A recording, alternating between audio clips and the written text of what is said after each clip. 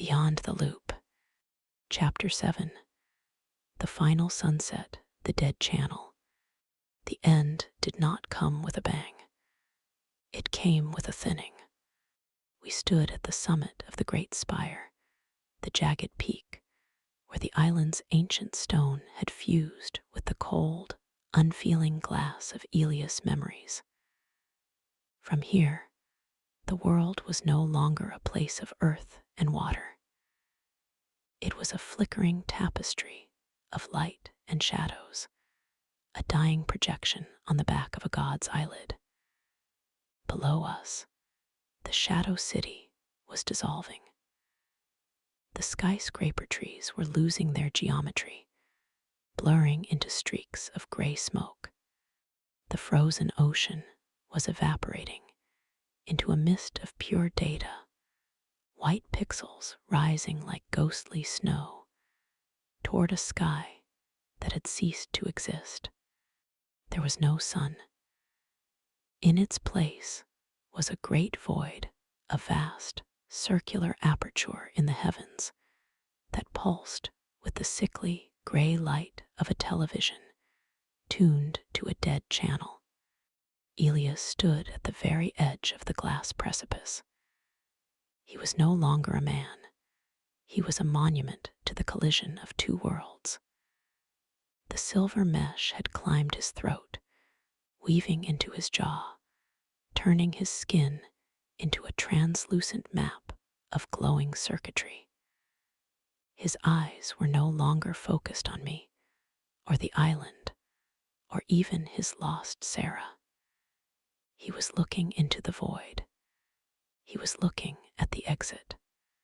I watched a single tear fall from his eye. It didn't hit the ground. It floated, suspended in the zero gravity of the island's final collapse, a perfect sphere of salt and sorrow that reflected the entire world one last time before it vanished. The atmosphere was an anchor. It felt as if we were walking through honey, every movement requiring a lifetime of will. The air was thick with the scent of ozone and ancient, rotting hibiscus. It was the smell of a dream that had stayed in the sun too long. I reached out and touched his shoulder. My hand felt numb, the sensation of my own flesh fatting as the island's code was deleted. Elias, I whispered. My voice didn't travel through the air, it vibrated directly into his mind. The loop is gone. The city is gone. There is only the choice now. He turned to me. His face was a mask of flickering light. For a heartbeat, I saw the man he was, the surfer, the lover, the titan. And then I saw the machine. He reached out his hand, the silver veins glowing with a final, desperate brilliance.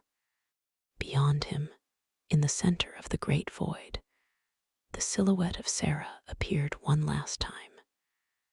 She wasn't a shadow anymore. She was a door, a gateway back to the world of linear time, of aging, of death, and of reality. But to walk through her was to let the island die. To walk through her was to erase the 1,000 years I had lived in a single day. If he stayed, the island would reboot. A new loop would begin, fueled by his soul instead of the machine. I would wake up on my mat. The sun would rise at 6:00 a.m. And he would be the new great spirit of the island, a ghost trapped in the gears forever. The tension in the air was a physical force, a wall of static electricity that made our hair stand on end. The gray light from the sky began to bleed into a deep, final purple, the color of the reset. but darker, more permanent. Elias looked at Sarah. Then he looked at me. In his eyes, I saw the crushing weight of the essential. He realized that to love the world is to let it end. To love a person is to let them go. He didn't speak. He simply stepped back from the edge. He chose to stay. He plunged his silver-fused hand into the glass of the spire, anchoring himself to the island's core. The silver mesh exploded across the floor, weaving into the obsidian, into the roots, into the very atoms of Makana Point. He was becoming the new engine. He was rewriting the loop with his own heartbeat. The great void in the sky began to close.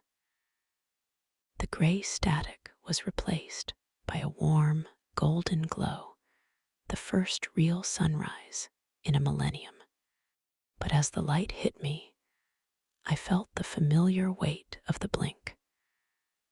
My memories of the first night, of the Shadow City, of the Obsidian Vault, they began to smooth out like a ripple in a pond returning to stillness. I looked at Elias. He was fading into the glass of the spire, becoming a statue of light and mercury. His eyes met mine one last time. There was no terror. There was only a profound, infinite weariness. Goodbye, Elias, I thought. But the thought was already dissolving. I blinked.